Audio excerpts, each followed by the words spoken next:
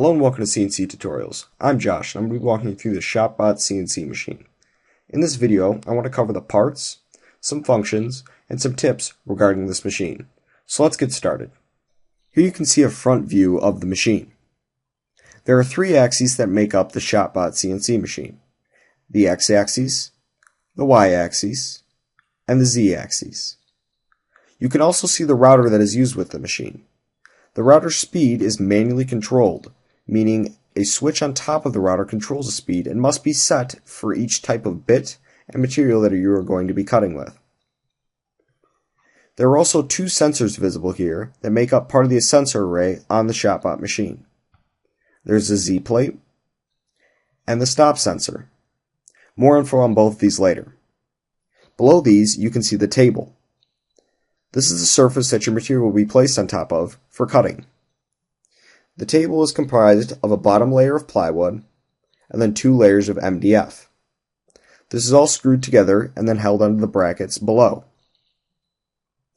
On the right, you can also see the jigs that are used for smaller pieces. Jigs are a great way to hold small pieces of wood and cut different pieces multiple times. However, you must ensure when making these jigs that they do not interfere with the cutting operation of the CNC machine. Here you can see a close-up of the upper carriage. On this carriage, you can see the router and the stop sensor for the Y-axis. In addition, below the router, you can see the dust collection system that has been installed.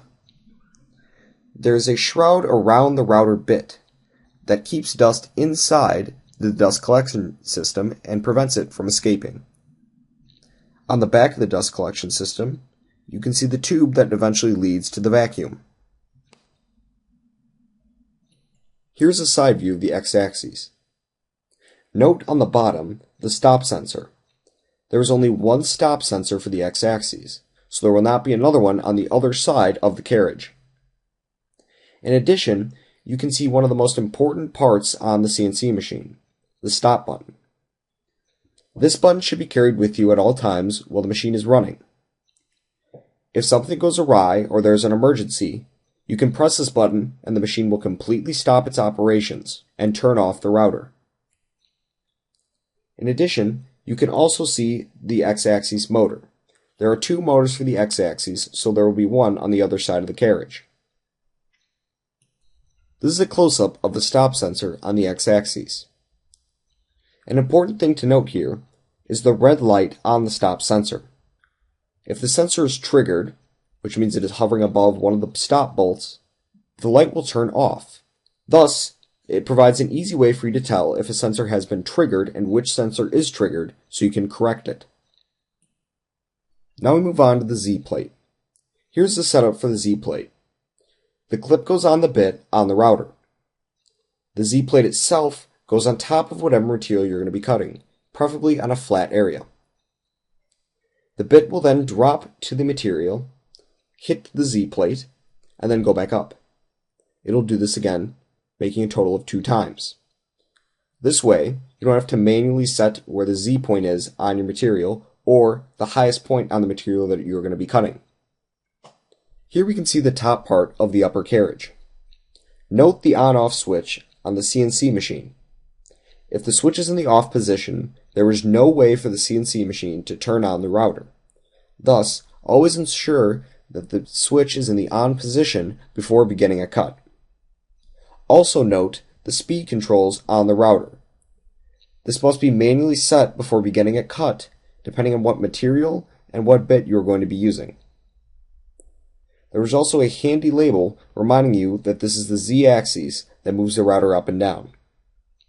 In this view, you can also see the Y-axis motor. Now we move on to the dust collection system and the control box. Note the tubing, which leads to the dust collection head that we discussed earlier around the router bit, and to the vacuum on the side of the CNC machine. Wrapped around this tubing is a static reduction system comprised of a metal cable. This cable collects static electricity that is built up in the tubes and displaces it onto the frame of the CNC machine. This static would otherwise cause disconnects between the computer and the CNC machine. Next, note the USB and the power cables for the computer box. This USB cable is what connects the control box and the computer. The control box is the silver Shopbot box located below the table on the CNC machine. On this box, you can find the disable switch and the power off switch. The CNC machine is hardwired into the power grid. Thus, the only way to turn off the CNC machine completely is to flick the power switch into the off position. You can also see the X-axis motor that we talked about earlier. And also note that again, there is no stop sensor on this side of the X-axis. Next we can see here the manual stops located on the X-axis.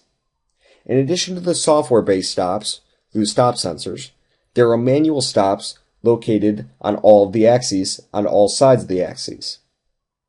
This way, if the software sensors fail, mechanical sensors are in place to prevent the machine from hurting anyone. Finally, we move on to the back of the upper carriage.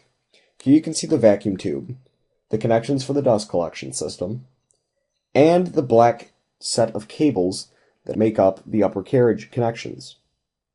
Ensure that these cables are not tangled or going to be caught and tangled as the system moves about the Y-axis.